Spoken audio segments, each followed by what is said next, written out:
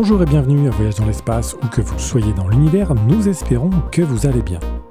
Depuis un an, la Cité des sciences et de l'industrie, située dans le parc de la Villette, à Paris, présente une exposition permanente intitulée Mission spatiale.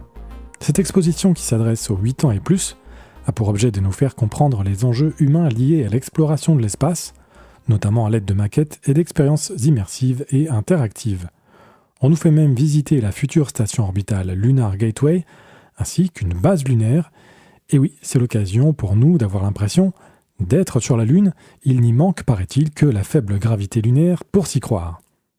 Voici donc que dans ce balado, l'un des commissaires de cette mission spatiale, Mark Reed, nous fait visiter cette exposition que Claude vous recommande vivement. Comme il le dit d'ailleurs, il n'a malheureusement pas eu la chance de la visiter. C'est le type d'exposition que j'adore voir puisqu'on nous montre quantité de vaisseaux spatiaux et surtout, on nous fait visiter un module de la future Lunar Gateway et même une base lunaire, si seulement j'étais en France. À défaut, Claude s'est donc entretenu avec Mark Reed le 4 octobre dernier, jour du 67e anniversaire du lancement de Sputnik 1. Place à Marc et à Claude. Merci Florent, bonjour à tous, bonjour à toutes. C'est un plaisir toujours d'être au micro de Voyage dans l'espace, surtout quand j'ai un invité vraiment intéressant devant moi, ça fait des bons balados. Je suis donc très heureux d'accueillir Mark Reed. Bonjour Marc, bienvenue au micro de Voyage dans l'espace. Merci beaucoup Claude et merci de m'avoir invité et merci de s'intéresser à notre petite exposition. C'est en effet une exposition que je rêverais de voir, comme on le disait dans l'introduction. Moi, je suis toujours fasciné quand on voit des expositions, qu'il y a des vaisseaux spatiaux, que ce soit des maquettes, que ce soit des véritables vaisseaux spatiaux. C'est toujours fascinant pour moi. Et dans le cas présent, l'exposition dont on va parler, c'est qu'on nous parle des vaisseaux qui n'existent pas encore, des vaisseaux du futur, mais d'un proche avenir. On pense à un module de la station lunaire Lunar Gateway. On pense aussi à une base lunaire. Et il y a aussi une capsule Orion. Les capsules Orion, c'est celle avec laquelle, entre autres, l'astronaute canadien Jeremy Hansen va se rendre à la Lune dans à peu près une année. Donc, il y a des vaisseaux spatiaux à voir. Il y a évidemment beaucoup d'informations, beaucoup de choses à voir. Ça va faire une très, très bonne exposition. Maintenant, avant d'aller plus loin, j'aimerais ça, Marc, que vous nous parliez un peu de vous. Je pense que les gens qui ont entendu votre voix ont compris que vous êtes d'origine britannique. Comment en êtes-vous arrivé à travailler pour la Cité des sciences et de l'industrie et à vous installer à Paris? Quelle belle ville d'ailleurs. Oui, tout à fait. Vous avez bien raison, je suis britannique de base, mais ça fait presque 20 ans que je vis maintenant en France, à Paris. Je suis venu m'installer avec ma copine, qui est maintenant ma femme, et en arrivant en France, en fait, j'étais professeur d'anglais.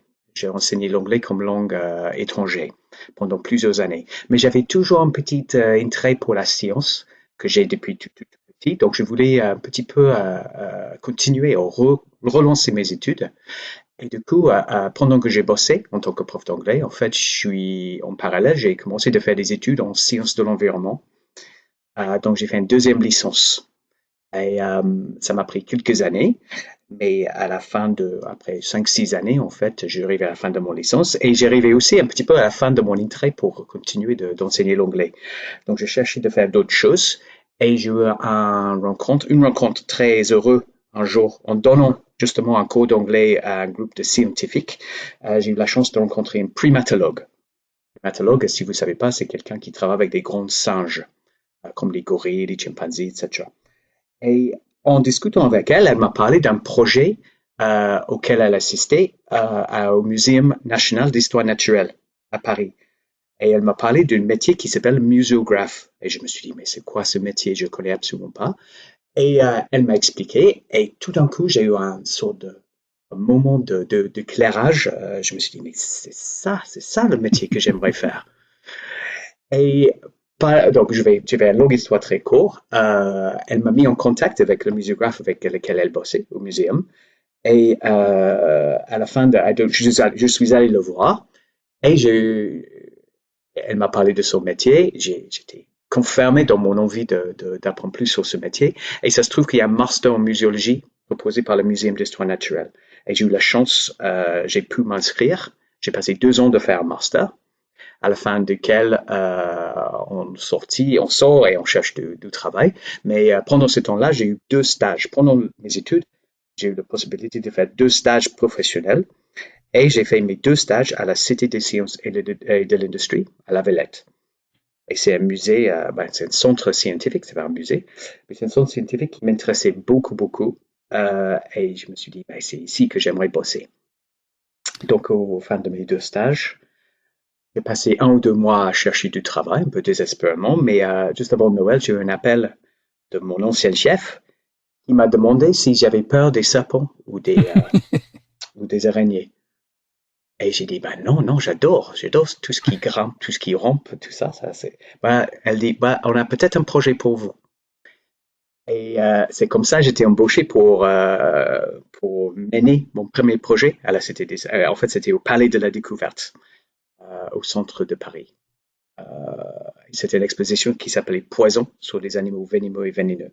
Et c'était vraiment mon premier projet avec Universcience, qui est le groupement de Palais de la Découverte et la Cité des sciences et de l'industrie.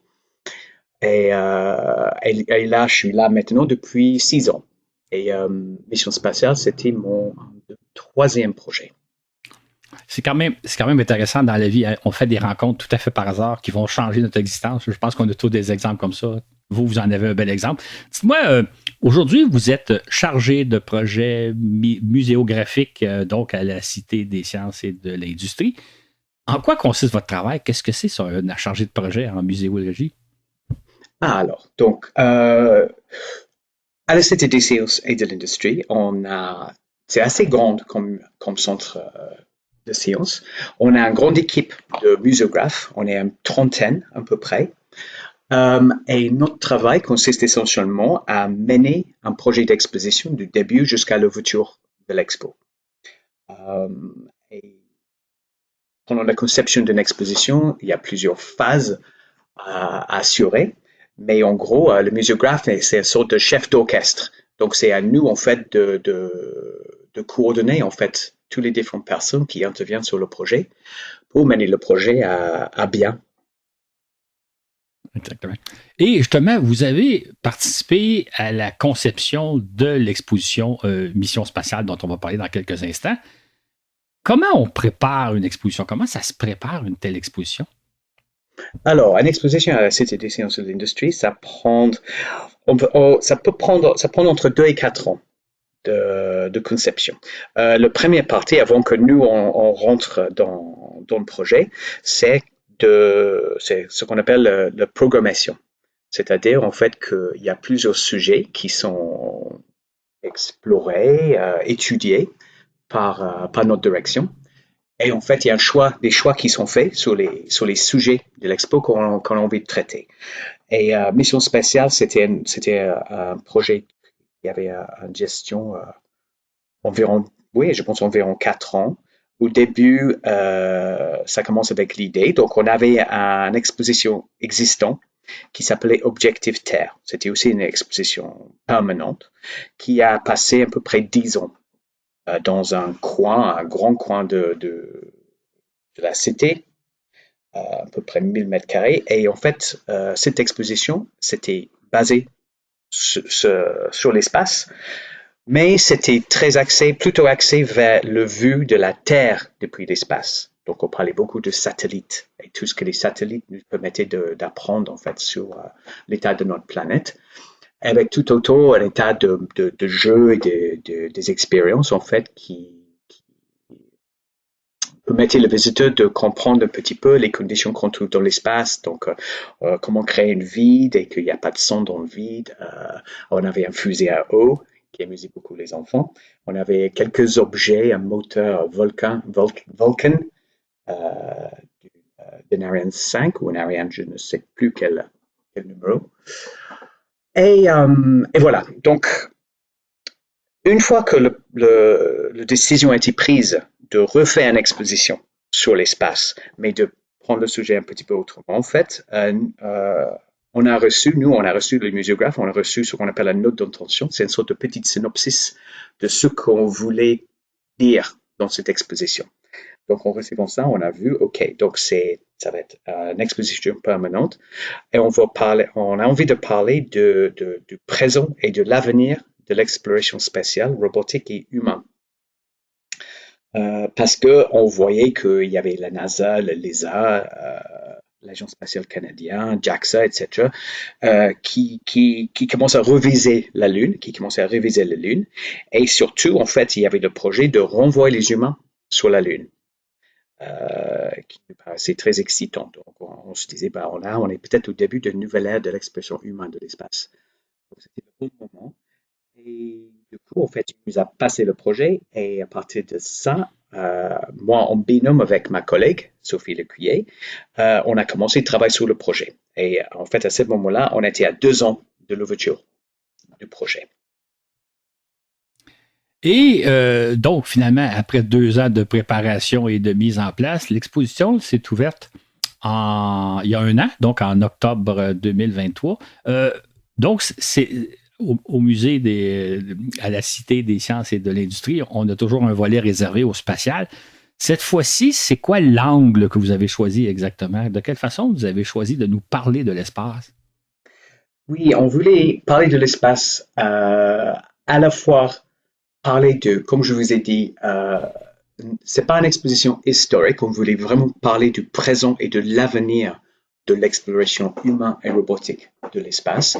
On voulait aborder le sujet dans une façon assez large, c'est-à-dire vraiment toucher quasiment tous les aspects de l'exploration spatiale, c'est-à-dire l'exploration robotique, la fabrication, construction d'une fusée, comment quitter la Terre, c'est quoi un lanceur, comment quitter la Terre, comment se déplacer dans l'espace, mais aussi et des différentes étapes pour une mission, justement, une future mission pour aller sur la Lune, éventuellement sur Mars. C'était l'idée. Mais donc, c'était ça, c'était de trouver un sort de mélange entre la science, donc une exploration de la science et la technologie, en fait, qui existe dans le milieu spatial et l'innovation qui existe dans le milieu spatial, mais aussi, et c'était très important, de laisser la place la place de l'espace dans notre imaginaire et dans nos rêves.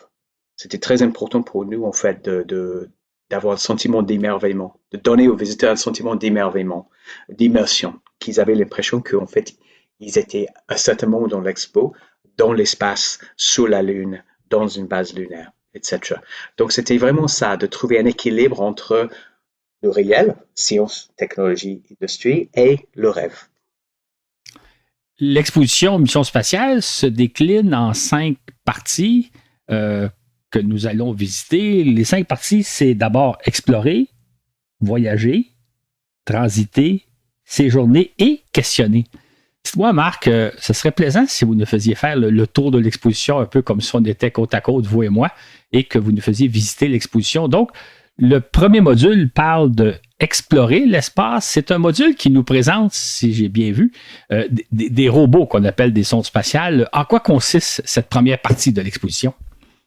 Voilà, donc la première partie de l'exposition, qui se va l'explorer, c'est là où on va rencontrer des différentes machines, des robots, des sondes qu'on envoie dans l'espace, sachant qu'en fait, l'espace pour un humain, en fait, c'est un environnement très, très hostile, quasi impossible pour un humain de vivre dans l'espace, impossible de vivre dans l'espace sans combinaison spatiale.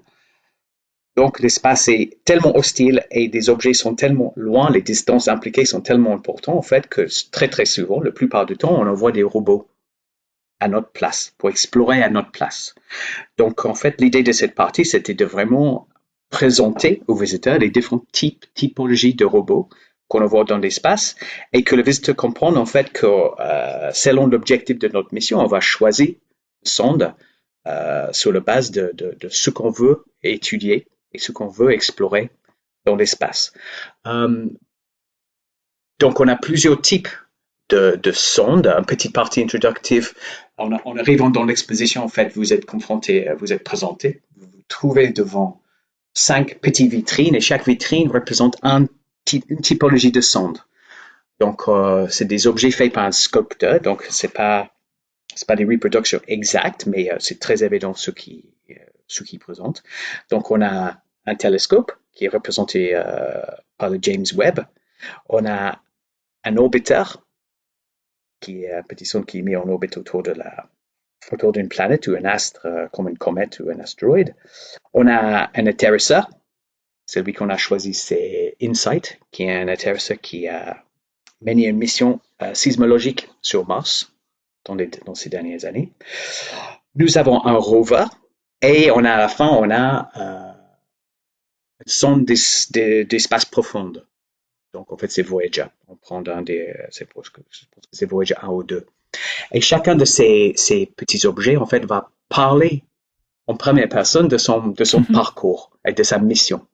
Et pourquoi on a décidé de faire ça? C'est parce que, en parlant avec des différents chercheurs, parce que faut dire qu'en fait, pour concevoir une exposition comme ça, en fait, nous ne sommes pas des experts dans l'espace, on doit faire appel aux experts. Et pour concevoir, pour créer le contenu de l'exposition. Donc, c'est très, très important pour nous d'interviewer, de discuter, échanger avec des experts dans les différents domaines spatials. Et toutes les personnes qu'on avait rencontrées qui travaillent justement sur ces sons et ces robots, ce qu'on a retiré de ces conversations, c'était une grande affection pour ces objets, pour la mission, bien sûr, mais aussi pour l'objet en soi, en fait. C'est comme un sort d'enfant, en quelque sorte. Et on voudrait, en fait, donner le visiteur un petit goût de ça en disant, vous écoutez le sonde elle-même ou lui-même qui vous parle. Donc, c'était un moyen pour le visiteur de sentir un petit peu en contact avec ces objets, comme les chercheurs et les scientifiques qui sont derrière la vraie fabrication. Donc, ça, c'est une première partie. On retourne, on est dans un espace avec des grandes vitrines, c'est assez blanc. On voudrait essayer de reproduire un petit peu l'ambiance des salles blanches. Les salles blanches, c'est des salles très, très propres où on construit des sondes en essayant d'éviter un maximum de contamination avant de les envoyer dans l'espace. Et donc, c'est assez une lumière un peu raide, assez blanc. Et en fait, on a plusieurs vitrines et dans les vitrines, on a une collection des objets. Donc, des objets, on a demandé aux différents agences spatiales de nous le prêter. Donc, parfois, c'est des prêts. Qui vient de l'ESA ou qui vient du CNES, qui est l'agence spatiale française. Sinon, ça vient de part des industriels, en fait, qui travaillent dans le domaine spatial, donc Airbus ou Ariane Group, etc. Et l'idée, en fait, c'est parfois, c'est des objets qu'ils ont déjà, qui nous prêtent pendant un certain temps, et d'autres moments, en fait, il nous a proposé de les fabriquer, de faire des nouveaux éléments pour nous. Donc, on a vraiment un mélange de différentes sondes. On a une petite Perseverance.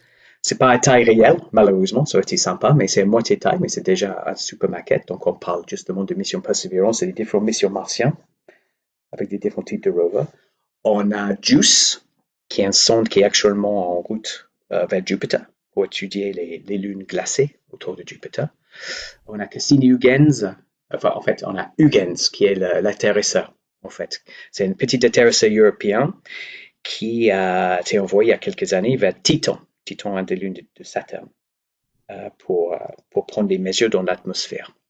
Et c'est l'objet, je pense, européen ou humain posé sur la surface de notre astre le plus loin de la Terre à ce jour, je crois. C'est effectivement le cas. Merci. Que je dis pas de bêtises, ça m'arrive. C'est une très belle réussite européenne de s'être posée dans un environnement aussi hostile que celle de Titan. Et c'est une très belle réussite que les Européens. Ils nous ont envoyé d'ailleurs des photos de cette planète-là, un monde vraiment étrange. Poursuivez, Marc.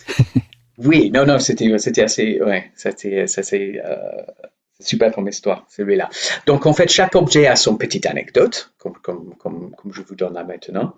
Et l'idée, c'est que le visiteur vraiment voir à quoi ressemblent ces objets qu'on voit dans l'espace et pour comprendre un petit peu qu'est-ce qu'ils font et sentir un peu connecté à ces objets, intéressé par ces objets. Donc, ça, c'est la première partie, c'est explorer. On a aussi un certain nombre de posters, en fait, d'affiches qu'on trouve sur le mur qui montrent les différents défis d'une mission robotique. Donc, comment rester en communication avec un petit objet si loin de la Terre. Comment concevoir une mission en plusieurs étapes. Quelles sont les différentes cibles de ces missions. Donc, où est-ce qu'on va et pourquoi. Donc, plein de petites questions comme ça. Et voilà, et après ça, on quitte Explorer, on arrive dans la deuxième partie. Ce qui est intéressant, juste un petit commentaire par rapport aux sondes. Quand, par exemple, la NASA lance des sondes identiques, on peut penser aux 2 sondes voyageurs, on peut penser aux sondes Viking qui se sont posées sur Mars. Au départ, ils lancent 2 sondes totalement identiques, sauf qu'une fois rendues dans l'espace, les ingénieurs se rendent compte que chaque sonde a leur propre personnalité, leur petit caprice, leur petite façon de fonctionner. Et c'est pour ça qu'ils sont vraiment attachés à leur sonde, parce que pour eux, c'est presque des êtres vivants qui vont accomplir une mission. Et comme ils travaillent sur ça, on n'imagine pas, là, mais un projet spatial, ça prend 10, 15, 20 ans de recherche, développement et ensuite réalisation de la mission. C'est vraiment des engins qui acquièrent une certaine personnalité et les ingénieurs, les responsables de la mission qui travaillent sur ces objets-là s'y attachent et quand la mission est terminée, il y a presque un deuil à faire on a perdu un collaborateur en quelque sorte. C'est pour ça que c'est bien votre première partie parce que ça fait ressortir vraiment un effet. Ce ne sont pas des machines, ce sont presque des êtres vivants qui sont le prolongement de nous-mêmes. Le module suivant, ça s'appelle Voyager. Donc là, l'idée, c'est on peut explorer l'espace, mais il faut d'abord s'y rendre dans l'espace. Donc, présentez-nous un peu ce module-là. Oui, c'est tout à fait ça. C'est vraiment, c'est un peu la partie, je vais passer en anglais, c'est la partie Rocket Science. Donc ça, c'est du Rocket Science. Et c'est la petite partie de l'exposition où d'abord, le visiteur va découvrir c'est quoi le moyen de transport spatial. Donc, c'est la fusée. Et donc, en quoi consiste une fusée? Pourquoi les fusées c'est fait en plusieurs étages?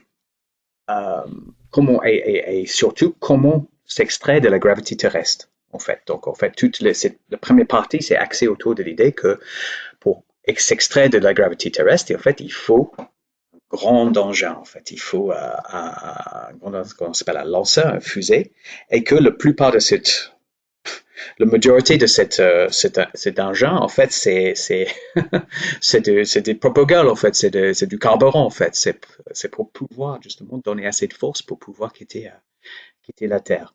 Donc, on introduit des notions qu'on considère importantes comme l'idée de charge utile, l'idée des fenêtres de tir, parce qu'une fois on se retrouve dans l'espace, en fait, comment on va d'un point A à un point B dans l'espace avec des objets qui bougent en permanence. Donc déjà, il y a la Terre qui bouge, il y a le cible qui bouge, c'est plus ou moins grande. Et quels sont les différents types de calculations en fait qu'il faut faire pour bien arriver au bon endroit au bon moment et en bonnes conditions. Donc cette partie ici, c'est essentiellement il y a une grande fresque. On voit c'est le premier décollage de SLS, le nouveau lanceur américain, qui a déjà envoyé Orion une fois dans l'espace. Donc on a réussi à avoir une image de cette lanceur-là. On a une maquette d'un Ariane 6, qui est le nouveau lanceur européen.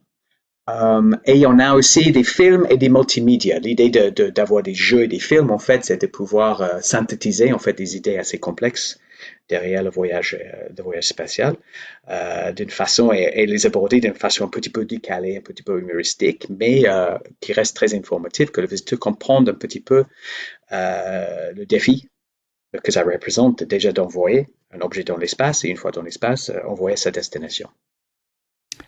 En fait, ce que j'ai l'impression qui est intéressant dans ce module-là, c'est justement, vous expliquez bien la notion de fenêtre de lancement. Pour dire les choses simplement, on ne peut pas s'envoler pour la planète Mars n'importe quand si vous voulez partir demain matin. Il faut attendre que les 2 planètes soient dans une très bonne position et c'est ce que vous expliquez dans ce module-là. Et les fenêtres martiennes ouvrent à tous les 26 mois. Donc, c'est une fois tous les 2 ans qu'on peut s'envoler vers Mars et non pas n'importe quel mois. Même chose pour la Lune. On ne peut pas s'envoler pour la Lune n'importe quel jour. Il y a une période dans le mois, selon différents paramètres, et c'est ce que ce module-là explique. Et ça, c'est une notion qui n'est pas évidente pour le commun des mortels, et je pense que vous l'expliquez très bien. Le 3e module, ça s'appelle Transiter. Et là, vous nous amenez à bord d'une future station orbitale qu'on appelle la Lunar Gateway. Ça, j'aimerais beaucoup visiter ce module-là. Parlez-nous un peu. Qu'est-ce que c'est que le Lunar Gateway? Alors, le Lunar Gateway, c'est on va dire petit, mais petit par rapport à l'ISS. On a tous un petit peu la vision de l'ISS dans nos têtes, en quoi ça semble. C'est un certain nombre de modules avec des grands panneaux solaires, en fait, des radiateurs à chaque bout. Le gateway, ça ressemble un petit peu à ça, mais beaucoup, beaucoup plus petit. Et l'idée de Lunar Gateway, c'est un peu dans son nom. L'idée de cette station, c'est que ça va être l'installer en orbite autour de la Lune. En orbite autour de la Lune. Pourquoi? Donc, en fait, son job, si vous voulez, c'est d'accueillir des astronautes qui arrivent depuis la Terre, pendant qu'ils préparent de descendre, avant qu'ils descendent sur la surface lunaire. Juste peut-être dire, gateway, ça veut dire passerelle, hein? C'est une passerelle entre la Terre et la Lune. C'est ça, exactement. Et pour nous, en fait, c'était l'idée, en fait, c'était qu'on voulait quelque chose assez spectaculaire au cœur de l'exposition. Donc, ce qu'on voit, en fait, en arrivant dans l'expo, on rentre dans l'expo et on regarde, en fait, on se trouve devant un grand ciel étoilé. Imaginez 12 mètres d'eau, un grand rideau qui fait 12 mètres de haut. Suspendu juste devant, c'est la lune éclairée, une pleine lune éclairée. Et juste devant cette lune, en fait, c'est un module de cette future station. Donc, c'est un seul module. Les stations sont composées de plusieurs modules. Donc, c'est un seul module, mais c'est un module à échelle 1. Donc, c'est un objet assez imposant, déjà, qui se retrouve au cœur et qui vraiment donne envie d'aller voir qu'est-ce qu'il y a dedans. Ce module, ça s'appelle le EHAB, c'est International Habitation Module. C'est un des deux modules qui va être fourni par Europe pour cette future station. Et c'est aussi un des deux modules habitables, en fait, sur la station. Je pense que l'autre est proposé par la NASA. Et en fait, pour le faire, on a pu travailler beaucoup avec déjà l'industriel qui fabrique le vrai, qui s'appelle Thales Alenia Space, et avec l'ESA, European Space Agency, en fait, avec des experts en système de support de vie qui travaillent justement sur les différents systèmes qui vont être installés dans ce module, en fait, pour maintenir les bonnes conditions pour les astronautes. Et en travaillant avec les deux, on a réussi à faire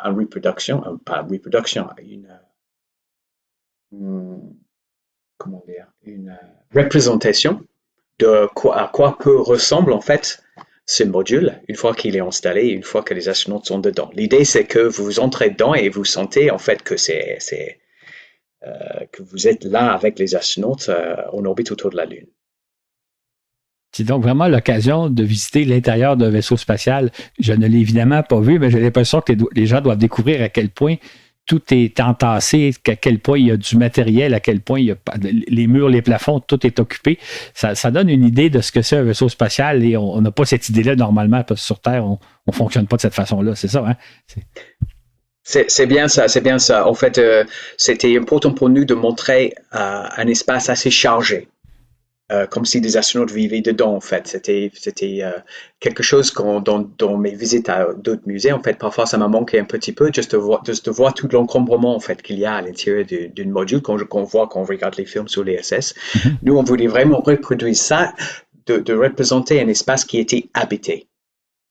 Avec tout le stockage, tous les ordi, le petit coin de cuisine, les couchettes des astronautes avec des petits objets personnels, les photos de son chien, de sa famille, etc., l'appareil photo, les ordi, le bruit des ventilateurs. On a mis des enceintes pour qu'on puisse entendre aussi, en fait, le bruit constant qui existe à l'intérieur déjà de l'ISS, et ça probablement pareil sur le Gateway.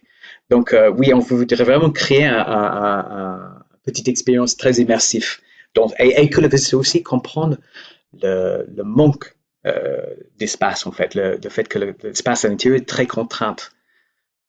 Ils ont à peu près 10 mètres cubes pour vivre dans ce module, qui est vraiment, c'est pas beaucoup. C'est difficile à envisager, en fait, sans être dedans, mais une fois que vous êtes dedans, vous voyez que l'espace est vraiment très contraint. On a beau être dans l'espace infiniment vaste, quand on est dans un vaisseau spatial, on est très, très contraint. Le quatrième module, là, c'est un peu un prolongement de ce qu'on vient de faire. Ça s'appelle Séjourner. Vous nous amenez séjourner sur la Lune? Oui, c'est ça. Donc, après avoir passé un petit temps dans le module de Lunar Gateway, en fait, l'idée, c'est de descendre sur la Lune et mener une mission sur la Lune. Et l'objectif de cette partie, c'est vraiment de donner les visiteurs des clés de compréhension et les montrer à quoi peut ressembler une future mission lunaire avec plusieurs éléments. D'abord, où est-ce qu'on veut y aller? Où est-ce qu'on va poser le pied cette fois-ci? Parce que c'est pas du tout le même endroit que les missions Apollo, en fait, pour plusieurs raisons. Donc, en passant sur la Lune, en fait, on arrive sur la surface de la Lune, donc un paysage lunaire. On regarde autour de nous, on a le sol, le regolith à nos pieds. On regarde autour de nous, on a le paysage assez stérile, gris, avec le ciel noir, le soleil qui tape très très fort. Et on peut avoir l'idée en arrivant en fait que sur la Lune, il n'y a vraiment rien. Mais en fait, l'objectif du premier partie, c'est de montrer que sur la Lune, il y a des ressources, il y a des choses dont on peut s'en servir pour nous aider à installer une présence pérenne sur la surface de la Lune. Et ces ressources, en fait, se cachent un petit peu dans le paysage. D'abord, oui, j'ai oublié un petit truc. On est au pôle sud de la Lune. On explique aux visiteurs qu'on choisit l'endroit soigneusement et actuellement, en fait, on vise le pôle sud. Le pourquoi, c'est parce que, en fait, c'est l'endroit où on trouve le plus des ressources dont on a besoin pour s'installer. Donc, on est là sur la surface de la Lune. On regarde autour de nous et on voit plusieurs ressources. On va expliquer plusieurs ressources. D'abord, le soleil. Donc, avec de l'énergie solaire, on va pouvoir fournir de l'énergie et avec cette énergie, on va pouvoir éventuellement aller chercher d'autres ressources dont on a besoin. Premièrement, de l'eau. Donc, on va expliquer aux visiteurs, c'est très étonnant pour le visiteur, il dit, mais il y a de l'eau sur la Lune? Bah oui, tout à fait, il y a de l'eau sur la Lune. Il est bien caché, pas facile à trouver, bien qu'on sait qu'il y a peut-être des molécules d'eau juste en dessous de la surface, mais là, on vise plutôt de l'eau qui existe au fond des cratères lunaires, à plusieurs kilomètres du Soleil, de la lumière, où l'eau n'est pas évaporée et l'eau s'est restée en forme de glace, cachée au fond de ces cratères. Et on dit, bon, peut-être si on peut aller chercher cette eau-là, on peut s'en servir. Et donc ça, c'est la deuxième ressource. Troisième ressource, c'est de la régolithe lunaire. C'est toute la poussière grise qu'on voit autour de nous, les roches et tout ça. Et avec ça, on va faire plusieurs choses. Déjà, il y a des oxydes de métal, des métaux dedans. Donc, si on arrive à séparer, en fait, on peut avoir de l'oxygène et des métaux pour pouvoir faire des choses avec. Et si on veut construire une base sur la surface, on peut s'en servir de cette régolithe. On peut transformer cette régolithe, c'est le projet en tout cas, c'est de transformer cette régolithe en une sorte de ciment. Et avec cette ciment, pouvoir imprimer des protections pour nos futurs habitats, c'est-à-dire faire des sortes de boucliers, des coques protectrices au-dessus de nos habitats qui va nous protéger justement des rayonnements cosmiques et de la radiation qui vient de l'espace parce qu'il n'y a pas d'atmosphère, il n'y a pas de magnétosphère sur la Lune pour nous protéger de tout ça. Donc ça, c'est la première partie en fait. On est sur la surface de la Lune, on découvre un petit peu l'état... L'environnement lunaire. Exactement, l'environnement lunaire. Après ça, on retourne et en fait, on peut entrer dans une base lunaire. Donc, on fait un petit saut dans le temps et on se retrouve à l'intérieur d'une base lunaire. Et dans cette base lunaire, on a plusieurs éléments, mais on va parler beaucoup de ce qu'on appelle les systèmes de support de vie. Ce sont des systèmes qui vont maintenir à l'intérieur de la base les bonnes conditions pour l'équipe humaine. C'est-à-dire une atmosphère qui peut respirer, un environnement à la bonne température, à la bonne pression, etc. Et un des grands messages de cette partie, c'est de montrer à quel point c'est très important dans l'exploration humaine de l'espace de faire un maximum avec un minimum des choses. Ça veut dire vraiment être frugal dans notre utilisation de ressources. On parle de réutiliser, recycler et réduire. Donc, on se retrouve vraiment dans le centre de cette base lunaire. Et il y a plusieurs objets autour de nous. Il y a une fenêtre, en fait, qui donne une vue sur un paysage lunaire. On triche un peu parce qu'on sait qu'en réalité, il n'y aura pas de fenêtre. Mais on prend un peu de licence muséographique pour quand même pouvoir montrer aux visiteurs que voilà, le paysage lunaire est là, ça existe. Et c'est un paysage animé et sur lequel, en fait, un astronaute qui nous présente des différentes activités de cette base les différentes activités quotidiennes de cette base. Non seulement l'extraction de ressources et la production d'énergie, etc., mais aussi la vie de la base, les sciences qu'ils sont en train de faire sur place. Il y a aussi un jeu qui explique justement le fonctionnement de ce système de support de vie. Le projet qu'on a choisi, c'est un projet européen, un projet qui s'appelle Melissa, et c'est un projet qui essaie de reproduire, pour faire simple, un écosystème terrestre dans l'espace, donc dans un système clos. Donc, en quoi ça consiste? Donc, ça consiste de prendre tous les déchets produits par l'équipage, c'est-à-dire le dioxyde de carbone qu'on expire, les déchets alimentaires, le pipi, le caca. Et en fait, tout qu'on produise en tant que déchets, en fait, on va donner aux microbes dans des petits bacs qui s'appellent des bioréacteurs, où les microbes vivent en communauté. En fait, on va donner ces déchets à ces petits microbes. Les microbes adorent ça, ils vont le manger, ils vont le transformer. Et en fait, en transformant ces déchets en molécules qui sont utilisables par les plantes, parce qu'on a aussi une petite serre sur notre base lunaire. Donc, c'est un peu comme le composting. En fait, les microbes, ils vont prendre des déchets, ils vont le transformer en engrais un peu pour les plantes. Et les plantes, à leur tour, ils vont consommer ces engrais avec de l'eau, avec le dioxyde de carbone qu'on produit aussi. Et à leur tour, il va nous fournir avec de la nourriture, avec de l'oxygène. Ils vont nettoyer de l'eau. Et le boucle est bouclé, plus ou moins. Pas entièrement, ça ne marche pas à 100%, mais c'est l'idée. Oui. C'est vraiment fascinant. D'ailleurs, si vous vouliez respecter la réalité, il aurait fallu qu'avant qu'on entre dans la station spatiale, on se nettoie très, très attentivement, parce que si vous marchez sur la Lune, le régolithe, c'est comme de la suie. Donc, il aurait fallu aussi que chaque visiteur se nettoie attentivement avant de rentrer dans la base spatiale. Oui. Mais c'est ça, la licence muséologique. On a moins de problèmes que ce que les astronautes vont rencontrer quand ils vont être sur la Lune.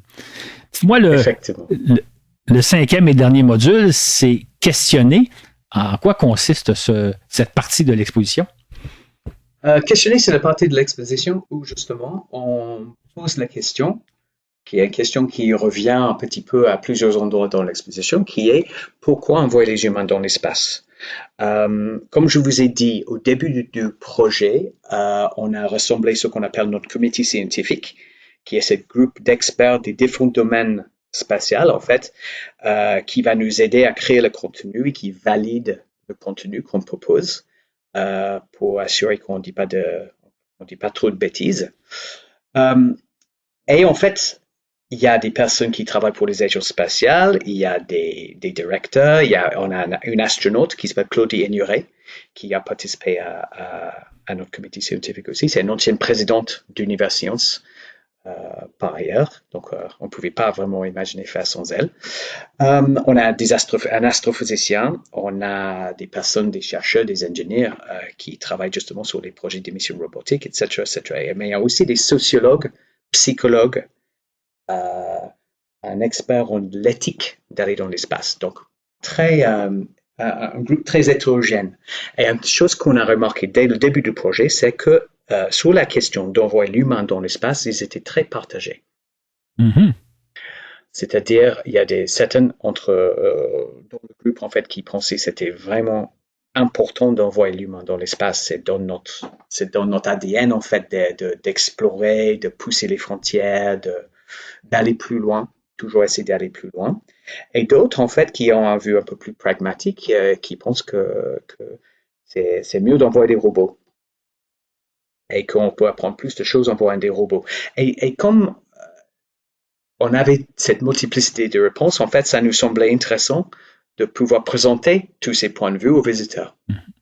D'où vient, en fait, un film qui est proposé pour cette fin de l'expo, où on a fait des interviews avec tous nos comités scientifiques, et on les a demandé de répondre à cette question, pourquoi envoyer les humains dans l'espace?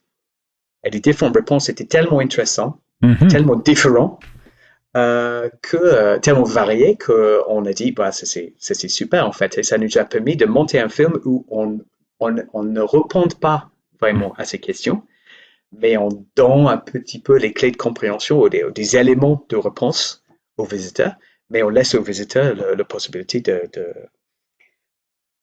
faire leur propre avis sur la question. vous questionnez le domaine spatial en laissant la porte ouverte au jugement des spectateurs, des visiteurs. Dites-moi, l'exposition, c'est fait pour les... Il faut avoir au moins 8 ans pour aller dans l'exposition. C'est quand même pas pour les jeunes enfants. Combien ça prend de temps à peu près visiter l'exposition? Le visite, si on veut voir absolument tout, je pense que ça prend 1 heure et demie de visite. Mais la plupart des visiteurs, ils passent en moyenne 45 minutes à visiter tout. Et bien, donc vous avez bien dit que c'est pas un expo fait pour enfants, mais on a remarqué que les enfants trouvent forcément en fait de quoi faire à l'intérieur de l'expo, visiter la Lune, déjà ça les amuse beaucoup, aller dans le module spatial. Donc, même les petits qui lisent pas beaucoup de choses, en fait, ils trouvent des choses à faire et ils passent un très très bon moment. Mm-hmm. D'ailleurs, ce que je trouve intéressant dans votre exposition, c'est qu'il y a beaucoup d'objets à voir. On n'est pas sur des bornes interactives ou sur des jeux vidéo, mais il y a vraiment des choses à voir. Et ça, on n'a pas souvent l'occasion de faire ça. Vraiment un tour d'horizon très, très intéressant. Merci, Marc. Dites-moi, l'exposition, vous l'avez un peu mentionné, vous l'avez fait en collaboration vraiment avec des spécialistes, que ce soit des scientifiques qui œuvrent dans le domaine spatial, y compris avec des grands organismes ou entreprises qui œuvrent dans le spatial, n'est-ce pas? Oui, tout à fait. Le partenaire scientifique principal de l'expo, c'est le CNES, c'est le Centre national d'études spatiales. Donc l'Agence spatiale française. On a fait aussi un partenariat avec l'ESA, l'Agence spatiale européenne. Et on a aussi eu le soutien des différents industriels impliqués dans le domaine spatial, comme Ariane Group et Airbus. Michelin aussi, qui ont proposé un prototype d'un roue pour un futur rover lunaire. Donc vraiment plusieurs partenaires pour cette expo. L'exposition existe depuis à peu près 1 an et elle est en fonction depuis 1 an. Est-ce que ça correspond à vos attentes? Est-ce que la réponse du public, elle est comme vous exposiez ou vous espériez ou autrement? Je dois dire que pour moi, c'est un peu au-delà de mes attentes en fait. On est ouvert, comme vous dites, il y a à peu près 1 an. Et je sais que jusqu'à Noël, en fait, on a eu énormément de visiteurs, beaucoup plus qu'on avait anticipé. Mm-hmm. Donc, c'était très satisfaisant pour nous. On était très contents, en fait, parce que en quelque sorte, en fait, ça valide un petit peu les choix qu'on a fait et l'expo qu'on a construit est vraiment. Bon, on est vraiment content des retours qu'on a eu jusqu'ici. OK, exactement. Parfait. On a fait, je pense, le tour d'horizon de l'exposition. Est-ce que de votre côté, il y a quelque chose que vous aimeriez rajouter? Oui, je pense. Je me rends compte que pour la partie voyager, j'ai oublié une grande partie qui était qui est un voyage immersif, un voyage que le visiteur a amené à faire, qui est une mission habitée vers Europe, qui est un des lunes de Jupiter. Donc, c'était un peu la deuxième partie de voyager, dont j'avais pas parlé tout à l'heure. Donc, on commence avec tout ce qui était les fusées, les lanceurs et les voyages dans l'espace. Et après ça, en fait, il y a une partie science-fiction. Donc, c'est là aussi où on revient à cette idée que j'avais mentionnée au début de Balado, qui était que on voulait un petit peu mélanger le réel et l'imaginaire, le réel et le rêve, et donner la place à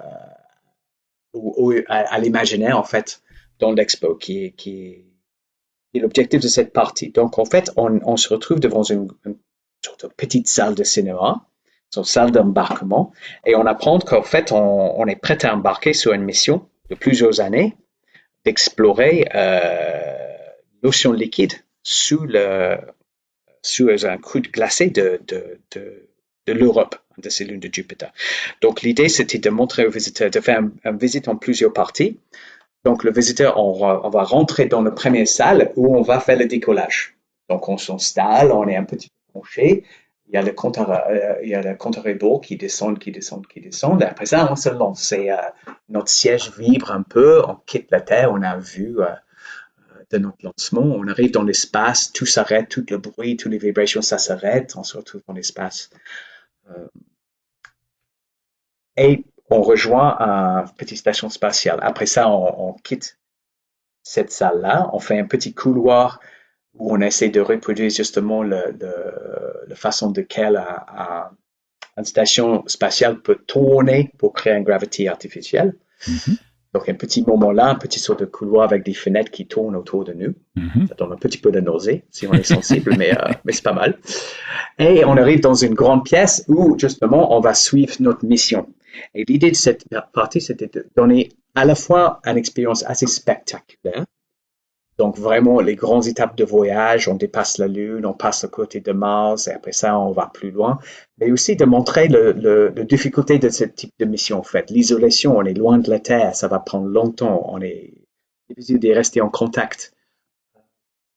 Donc, aussi, donner le côté, l'aventure d'une telle mission, mais aussi l'angoisse que ça peut produire, ou l'inquiétude, ou l'isolation.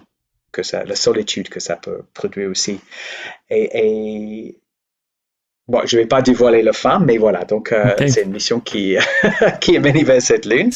Et je vous laisse découvrir quand vous venez voir l'expo. OK. Ben, écoutez, vous m'ouvrez la porte. C'est sûr que la prochaine fois que je vais aller à Paris, je vais aller visiter cette exposition-là. Et si vous voyez un grand enfant de 66 ans s'amuser comme un petit fou, vous saurez que c'est moi. ça a vraiment l'air d'une exposition fascinante. Écoutez, Marc, je vous remercie beaucoup. Vous nous avez fait visiter vraiment une très belle exposition. Évidemment, j'invite tous ceux et celles qui habitent en France ou en périphérie de la France à aller voir cette exposition-là. Je pense que c'était quelque chose de merveilleux.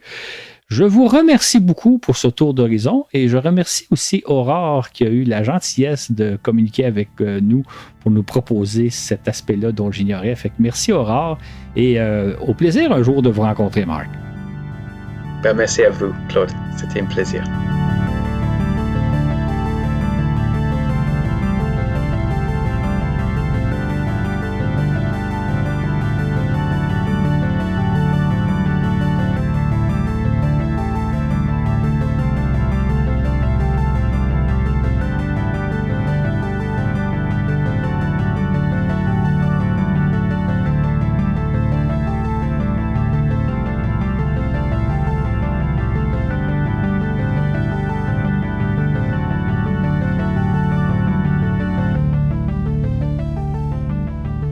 Merci à Mark Reed pour sa gentillesse. Quelques informations pour les personnes intéressées par l'exposition Mission Spatiale qui a donc lieu à la Cité des Sciences et de l'Industrie à la Porte de la Villette à Paris. Ouvert tous les jours sauf le lundi de 10h à 18h et jusqu'à 19h le dimanche. La réservation est conseillée via internet cité-science.fr cité-science au pluriel.fr. Le tarif régulier est de 13 €. Il y a aussi un tarif à mobilité durable sur la présentation d'un casque de vélo à 12 €. Un tarif réduit à 10 € pour les moins de 25 ans, les plus de 65, les enseignants, les familles nombreuses et les étudiants. C'est gratuit pour les moins de 2 ans, les demandeurs d'emploi et les bénéficiaires des minima sociaux, et également gratuit pour les personnes en situation de handicap et leurs accompagnateurs. Dans 2 semaines, nous vous convions à venir nous écouter, à venir écouter le 5e et dernier épisode de la grande aventure d'Apollo 11 et le retour sur Terre. Ce balado vous a été présenté par Claude Lafleur et moi-même, diffusé par Laurent Runigo et Dylan Baillargeon. Sur ce, et où que vous soyez dans l'univers, à bientôt pour un autre voyage dans l'espace.